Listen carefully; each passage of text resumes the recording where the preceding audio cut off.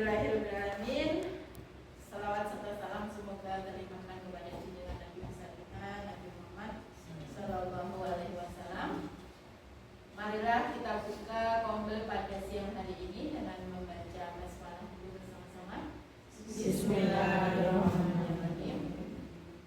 Acara Qombel pada hari ini tanggal 23 Agustus 2024, pertemuan kita kali ini akan diisi oleh guru penggerak kita, Ibu Desi Suryani Tias. Waktu dan tempat secukupnya saya serahkan kepada Ibu Desi pada hari ini. Silakan.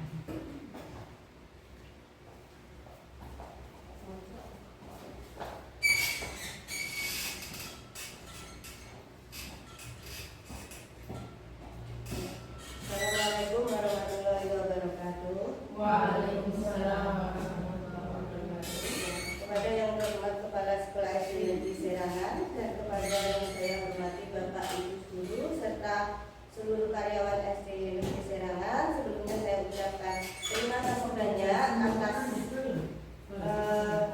waktu yang telah diluangkan untuk menghadiri acara diseminasi penyebaran pemahaman dan pengalaman penerapan budaya positif yang dimana ini digunakan sebagai aksi nyata modul 1.4 ya. Pada siang hari ini saya akan menyebarkan pemahaman dan pengalaman penerapan budaya positif. Budaya positif di dalam modul budaya positif terdapat beberapa konsep utama penerapannya, yaitu yang pertama adalah perubahan paradigma belajar, kemudian disiplin positif, motivasi perilaku manusia, posisi kontrol restitusi, kemudian keyakinan kelas, kemudian kebutuhan dasar manusia, dan segitiga restitusi, yang dimana semuanya ini nanti akan digunakan untuk penciptaan budaya positif di lingkungan sekolah kita. Ya, kita mulai dulu dengan apa yang kita ketahui tentang apa itu budaya positif. Ya, budaya positif dalam konteks pendidikan itu merujuk pada lingkungan sekolah yang mendukung, menghargai dan mempromosikan nilai-nilai serta perilaku positif di antara siswa, guru, dan seluruh warga sekolah. Budaya ini tercipta ketika semua anggota komunitas sekolah bekerja sama untuk menciptakan suasana yang aman, inklusif, dan mendukung perkembangan akademis serta karakter siswa. Jadi budaya positif tidak bisa hanya tercipta oleh guru saja, siswa saja, atau kepala sekolah saja, tetapi semuanya harus saling berkolaborasi dalam menciptakan budaya positif tersebut. Dan budaya positif tidak hanya bisa dilakukan sekali atau 2 kali saja, tetapi harus secara rutin, berkelanjutan, dan terus-menerus, sehingga akan menjadi sebuah budaya. Nah, sebagai pendidik, tujuan kita adalah menciptakan anak-anak yang memiliki disiplin diri, sehingga mereka bisa berperilaku dengan mengacu pada nilai-nilai kebajikan universal dan memiliki motivasi intrinsik bukan ekstrinsik. Jadi di sini anak-anak melakukan budaya positif itu bukan karena unsur ekstrinsik, misalkan ancaman atau paksaan, tapi dari dalam diri si anak sendiri, karena dia tahu bahwa itu merupakan nilai-nilai kebajikan yang harus dia dapatkan gitu. Lanjut, beberapa karakteristik budaya positif di sekolah yaitu adanya respek dan toleransi. Semua warga sekolah menghargai perbedaan dan saling menghormati. Yang kedua, komunikasi terbuka. Adanya komunikasi yang efektif antara siswa, guru, dan juga orang tua serta pihak-pihak terkait. Yang ketiga, pembelajaran yang berfokus pada siswa. Jadi pendidikan yang kita laksanakan itu berpusat pada siswa sehingga memberikan dukungan untuk pengembangan mereka, baik dukungan emosional ya maupun dukungan material. Penerapan nilai-nilai positif. Sekolah mempromosikan dan mengintegrasikan nilai-nilai kejujuran, kemudian tanggung jawab, integritas, empati dan dalam kegiatan sehari-hari. Yang kelima, keterlibatan aktif. Jadi semua warga sekolah terlibat aktif dalam kegiatan menciptakan lingkungan yang positif. Yang keenam, dukungan emosional dan sosial. Sekolah menyediakan dukungan bagi kesehatan mental dan kesejahteraan siswa dan guru. Nah, kemudian untuk konsep yang pertama yaitu pembelajaran dengan paradigma baru. Ya, pembelajaran dengan paradigma baru ini dirancang berdasarkan prinsip pembelajaran yang terdiferensiasi. Jadi pembelajaran terdiferensiasi ini disesuaikan dengan kebutuhan siswa. Jadi kita melaksanakan pembelajaran sesuai dengan apa sih yang dibutuhkan siswa pada saat pembelajaran. Sehingga setiap siswa itu akan berkembang sesuai dengan kebutuhannya masing-masing sehingga mencapai perkembangan yang maksimal dari setiap masing-masing individu yang berbeda. Kemudian yang kedua, kebutuhan dasar manusia. Pada dasarnya kebutuhan dasar manusia itu terdiri dari 5. Jadi yang pertama itu ada kebutuhan bertahan hidup. Ini yang paling utama. Kemudian ada penguasaan, kasih sayang dan rasa diterima, kemudian kebebasan dan kesenangan.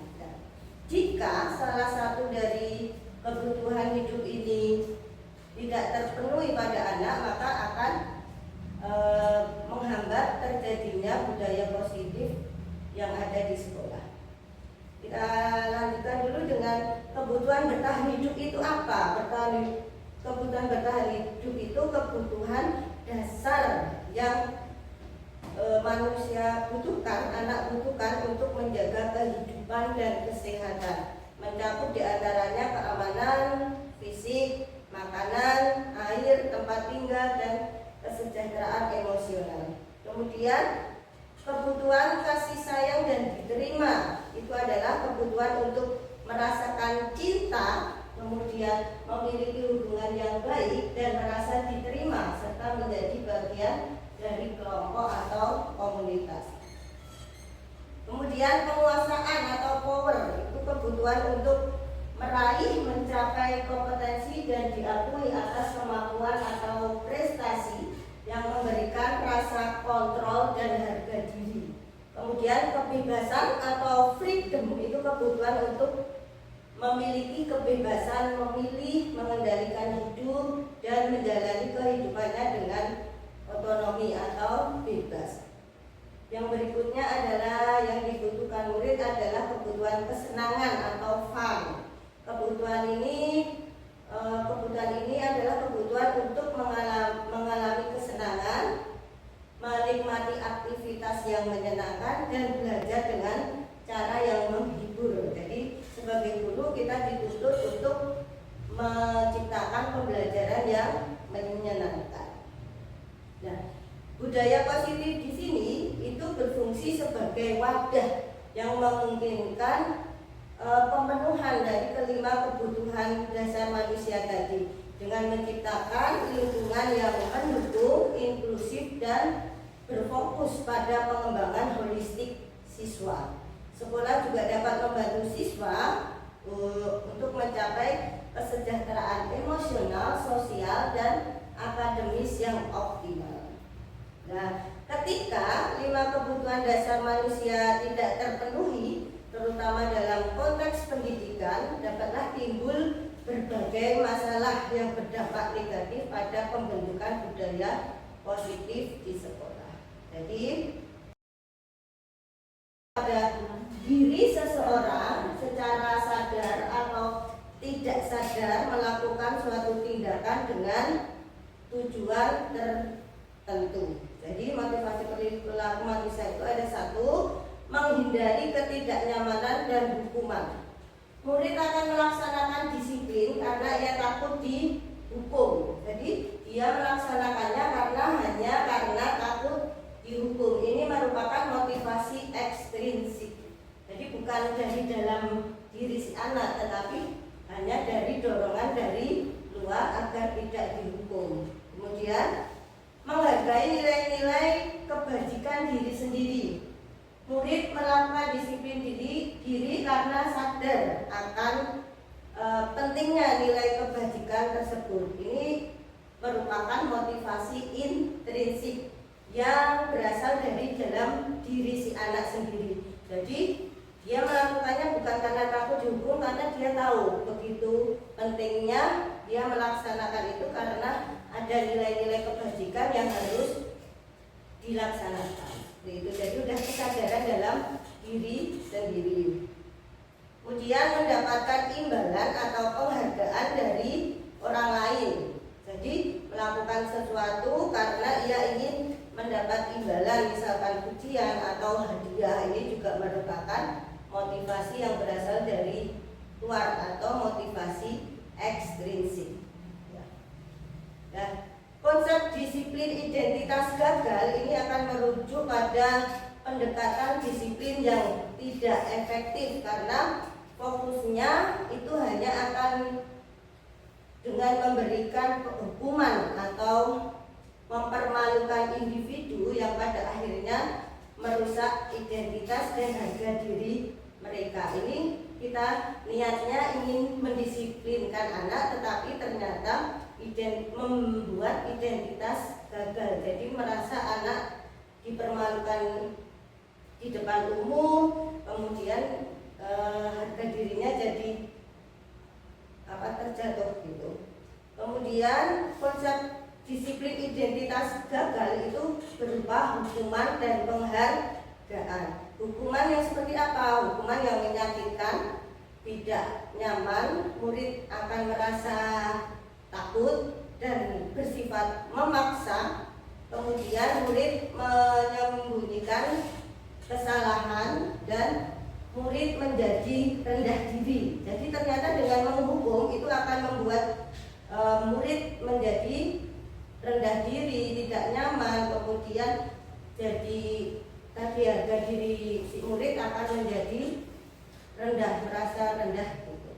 Nah, penghargaan sendiri pun ternyata itu tidak efektif gitu, karena satu dapat merusak hubungan. Jadi jika si A diberikan hadiah misalkan, nanti akan si B merasa iri gitu. Jadi yang pada akhirnya nanti akan merusak hubungan, kemudian mematikan kreativitas dan menghukum dengan sistem ranking itu juga akan merampas hak anak untuk menghargai dirinya. Nah, di sini konsep disiplin identitas yang berhasil yang seperti apa gitu. Disiplin identitas itu berhasil bahwa pendekatan individu itu tidak hanya mengikuti aturan karena takut hukuman, tetapi karena memang mereka ingin tetap konsisten dengan identitas positif mereka, dengan nilai-nilai kebajikan yang mereka pegang. Nah, ini akan menghasilkan perilaku yang lebih bertahan lama dan bermakna daripada dengan tadi identitas yang gagal. Nah, selama ini yang kita lakukan adalah dengan hukuman dan penghargaan. Nah, disinilah ternyata itu merupakan konsep disiplin identitas gagal. Terus sebaiknya kita akan ubah dengan konsep disiplin identitas berhasil. Jadi di sana dengan hukuman, dengan konsekuensi dan restitusi. Jadi di mana kalau konsekuensi itu penguatannya hanya jangka pendek, perlu monitoring berkelanjutan, murid menghormati peraturan, kehilangan waktu untuk merenung kesalahan, dan sedang restitusi, murid bertanggung jawab untuk perilakunya, fokus pada pemecahan masalah, jangka panjang, ya murid menghormati dirinya dan orang lain, kemudian murid bersemangat untuk memperbaiki kesalahannya. Nah, di sini kita akan belajar tentang konsep disiplin dengan pendekatan yang restitusi. Ya. Pendekatan restitusi itu adalah sebuah cara yang digunakan untuk menanamkan disiplin positif pada murid dengan proses menciptakan kondisi bagi murid untuk memperbaiki kesalahan mereka, sehingga mereka bisa kembali lagi pada kelompok mereka dengan karakter yang lebih kuat. Jadi intinya anak-anak akan belajar dari kesalahan mereka. Dengan dia belajar dari kesalahan, dia akan menjadi pribadi dengan karakter yang lebih kuat lagi. Itu yang diharapkan dengan konsep disiplin pendekatan restitusi. Ciri-cirinya apa? Jadi yang pertama adalah bukan menebus kesalahan, namun belajar dari kesalahan.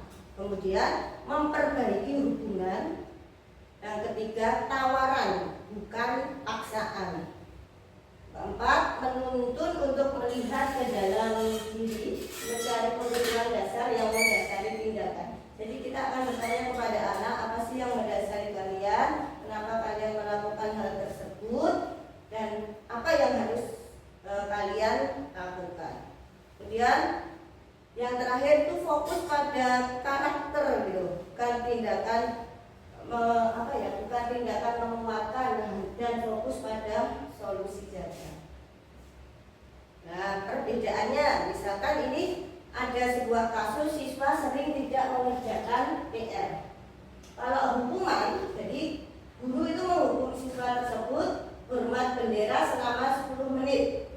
Guru marah dan murid menjadi takut. Ini adalah hukuman, di mana murid merasa dipermalukan karena dia harus hormat bendera, dan pastinya teman-temannya akan menertawakan, dan gurunya juga marah kan kenapa si anak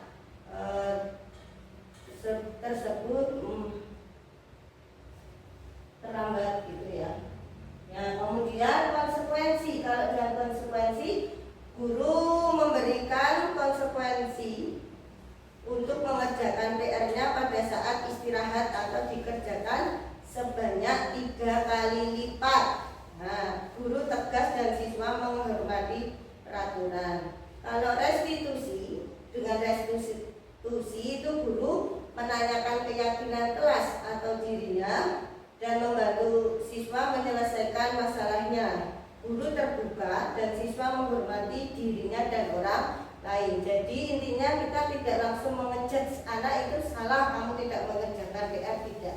Tetapi kita harus tanyakan dulu mengapa tidak mengerjakan, apa alasannya, dan bagaimana solusi untuk menyelesaikan masalah tersebut. Dengan seperti itu nanti anak tidak merasa takut, lebih terbuka dan lebih nyaman dengan kita pastinya. Nah, untuk melaksanakan itu kita sebagai guru perlu menerapkan 5 posisi kontrol restitusi. Yang pertama sebagai penghukum, yang kedua pembuat rasa bersalah, kita juga bisa sebagai teman, sebagai pemantau, dan sebagai manajer, yang dimana posisi kontrol ini digunakan sesuai dengan kebutuhan kita. Tetapi dari 5 posisi kontrol ini yang paling penting adalah posisi kontrol kita sebagai manajer, dimana kita harus menjadi seorang penghukum. Nah, ini adalah posisi ini berfokus pada memberikan hukuman kepada individu yang melakukan kesalahan. Tujuannya adalah untuk memberikan konsekuensi langsung atas perilaku negatif yang dilakukan siswa. Namun seringkali ini tidak membantu individu untuk memahami atau memperbaiki perilakunya. Jadi ya udah, saya sudah dihukum, sudah selesai, tapi tidak ada kesadaran dari dalam dirinya untuk memperbaiki perilakunya. Kemudian membuat rasa bersalah. Nah, di sini guru akan menjadikan individu itu dipaksa gitu, dipaksa untuk merasa bersalah atas perilakunya. Tujuannya untuk apa? Untuk membuat mereka merasa buruk sehingga mereka akan menghindari perilaku yang sama di masa depan. Namun ini juga dapat menyebabkan perasaan rendah diri atau tidak berdaya. Selanjutnya, posisi kita sebagai teman. Posisi ini mengutamakan pendekatan yang penuh empati dan dorongan.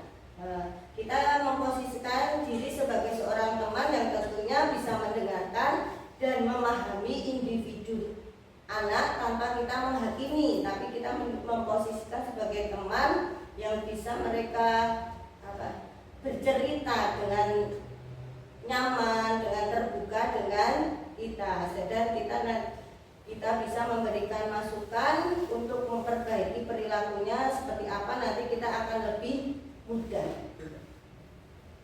Nah, ini posisi terpenting itu adalah posisi manajer, di mana posisi ini akan lebih fokus pada bagaimana kita seorang guru mencari solusi dan strategi yang membantu individu untuk mengatasi masalah mereka. Jadi seorang manajer itu akan bekerja sama dengan individu untuk merencanakan langkah-langkah perbaikan dan memastikan mereka memiliki sumber daya yang dibutuhkan untuk berhasil.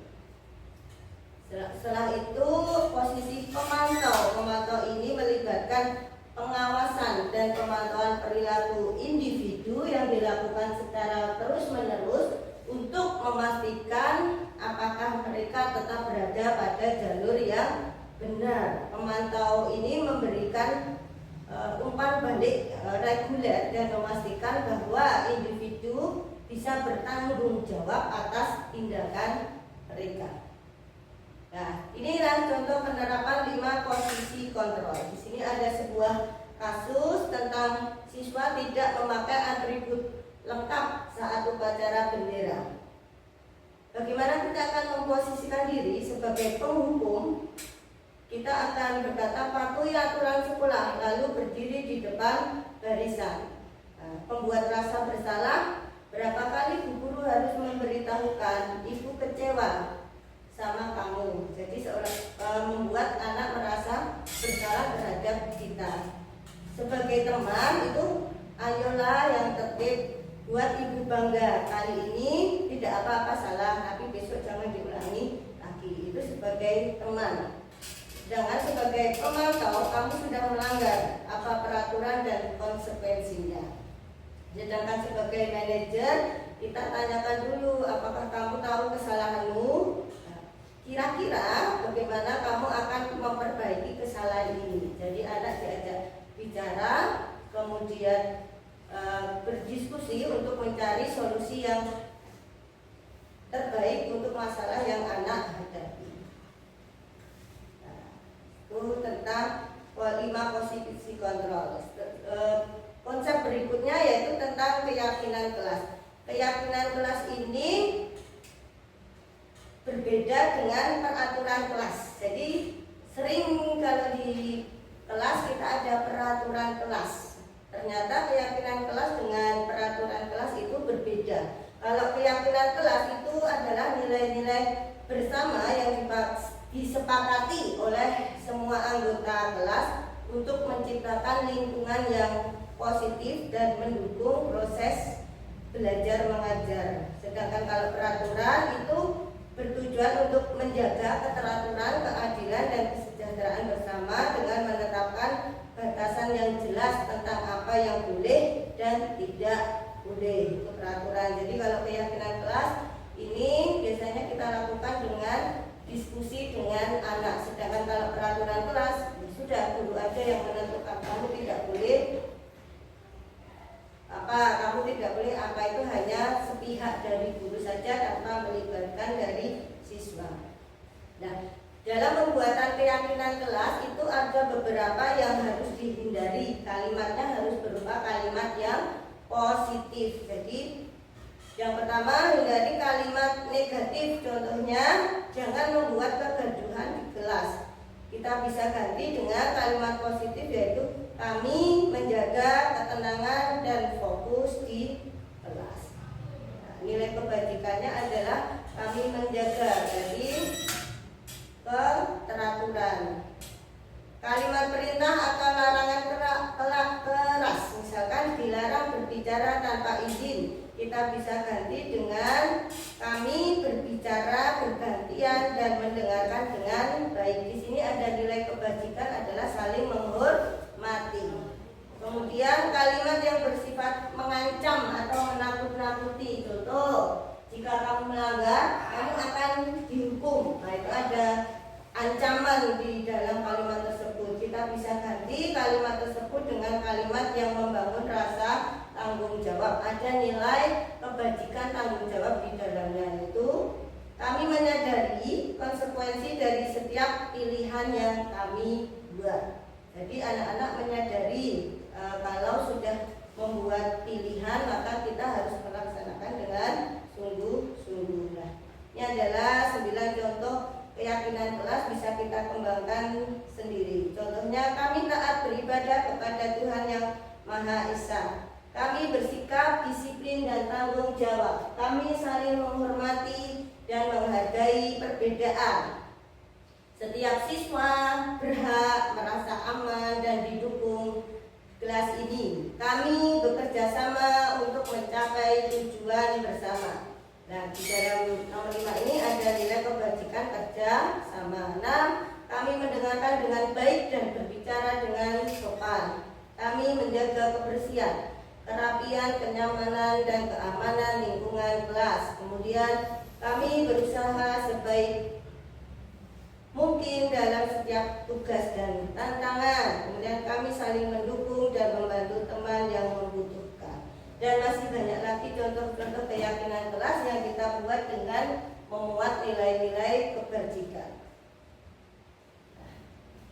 Kemudian untuk menyelesaikan sebuah masalah yang dihadapi siswa, kita bisa menggunakan dengan teknik segitiga restitusi. Sebetulnya kita sudah menerapkannya kepada anak didik kita, hanya saja mungkin tidak secara formal dan tidak secara terstruktur gitu. Sebenarnya kita sudah melaksanakan, hanya saja itu tidak formal gitu, tidak terstruktur. Jadi dalam segitiga restitusi itu adalah model yang digunakan dalam pendekatan restitusi untuk membantu individu mengatasi perilaku yang tidak diinginkan dengan cara yang konstruktif dan mendukung. Dari dalam menyelesaikan masalah itu ada tahapan-tahapan segitiga restitusi. Yang pertama adalah menstabilkan identitas, kemudian validasi, kedua itu validasi tindakan yang salah,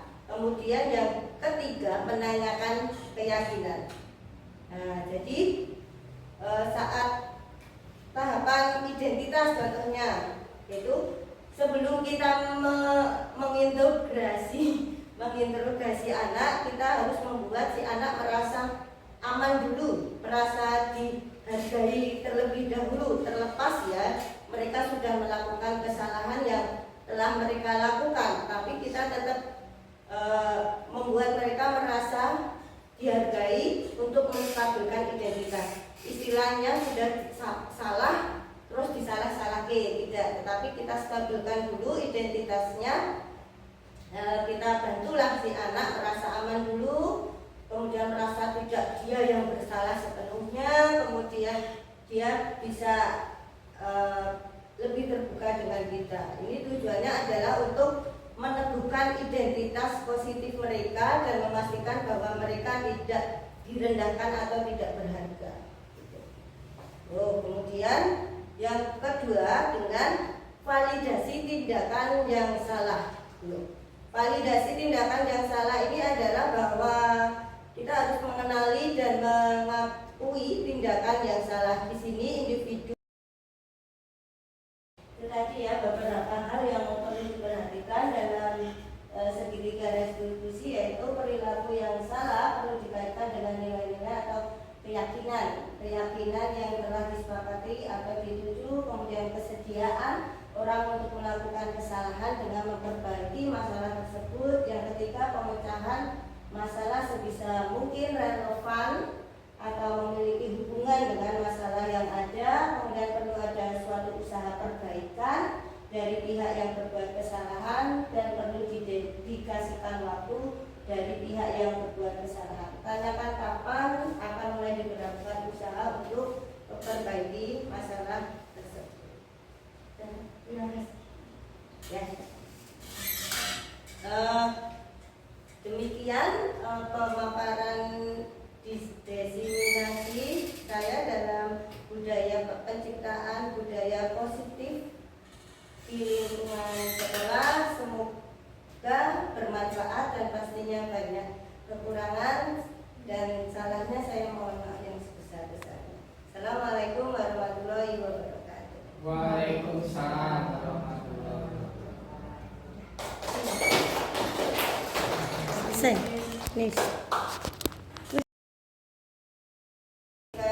Assalamualaikum warahmatullahi wabarakatuh. Waalaikumsalam warahmatullahi wabarakatuh.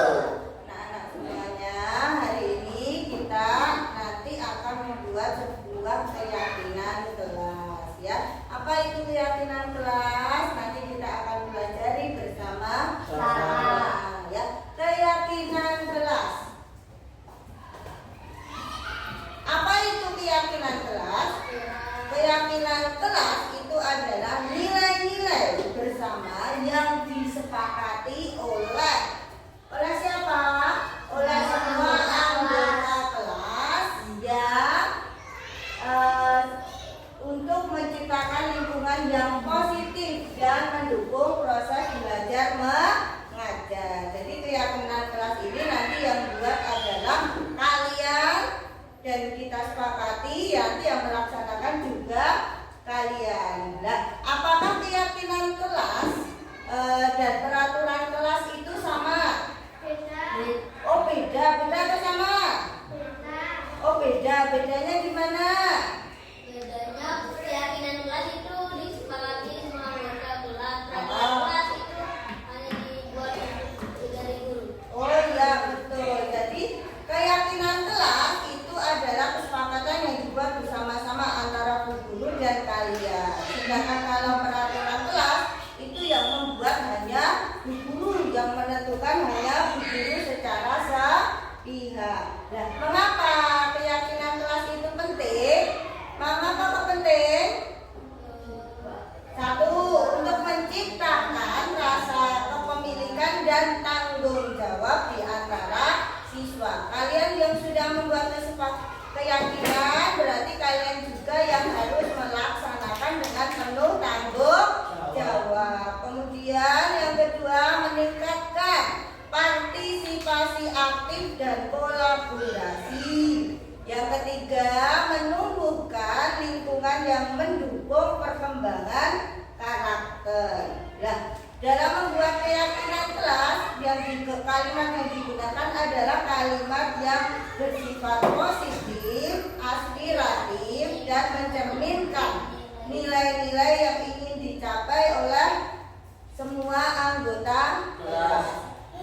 Beberapa jenis kalimat yang sebaiknya dihindari saat membuat kesepakatan kelas adalah satu, kalimat negatif. Kalimat negatif itu apa? Kalimat yang menggunakan kata jangan. Nah, itu sudah negatif. Contohnya apa? Jangan membuat kegaduhan di kelas. Tapi kita ganti dengan kalimat yang positif. Diganti dengan kalimat yang positif. Contohnya dengan kami menjaga ketenangan dan fokus di kelas. Nilainya di sini apa? Kita harus tertib, ya. Jadi hindari kata jangan. Kemudian kalimat perintah atau larangan, misalkan dilarang berbicara tanpa izin. Larangan atau perintahnya apa? Dilarang. Berarti harus kita ganti dengan kami berbicara bergantian dan mendengarkan dengan baik. Dengan seperti seperti ini akan ada nilai apa? Saling menghormati. Kemudian kalimat yang bersifat mengancam atau menakut-nakuti. Contohnya, jika kamu melanggar, kamu akan dihukum. Itu menakut-nakuti dong. Bisa diganti dengan membangun rasa tanggung jawab. Kami menyadari konsekuensi dari setiap pemilihan yang kami buat. Jadi kamu sadar kalau kalian melakukan sebuah kesalahan, maka kalian harus berani menanggung akibatnya dan bertanggung jawab atas perbuatan kalian. Nah, inilah ada beberapa contoh keyakinan kelas. Hanya contoh saja, nanti kalian bisa mengembangkan sendiri sesuai nanti kita hasil diskusi kalian nanti seperti apa, ya. 1. Kami taat beribadah kepada Tuhan Yang Maha Esa. 2. Kami bersikap disiplin dan tanggung jawab. Yang ketiga, kami saling menghormati dan menghargai perbedaan, dan seterusnya sampai nomor 9 itu contohnya. Jadi kalian bisa mengembangkannya nanti sendiri. Terima kasih. Seperti itu ya. Jadi sekarang tugas kalian kita berdiskusi untuk menentukan keyakinan kelas 5. Bu Guru bagikan sebuah kertas, silahkan kalian tulis apa keyakinan kelas yang akan kita sepakati nanti. Gitu ya.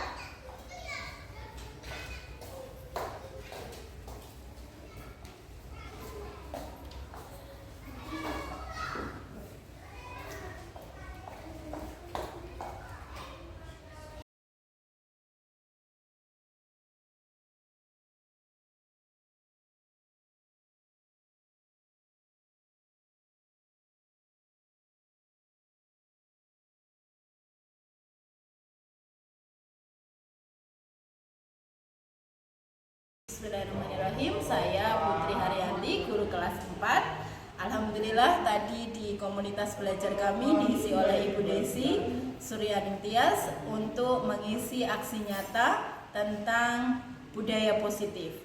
Alhamdulillah kegiatan ini dan ilmu yang dibagikan kepada kami sangat bermanfaat. Kami simpulkan bahwa untuk memberikan budaya positif kepada anak itu melewati segitiga restitusi. Yang pertama kita menstabilkan identitas dulu, kemudian memvalidasi tindakan yang salah, dan yang ketiga adalah menanyakan keyakinan kelasnya. Begitu yang dapat kami simpulkan. Terima kasih Bu Desi.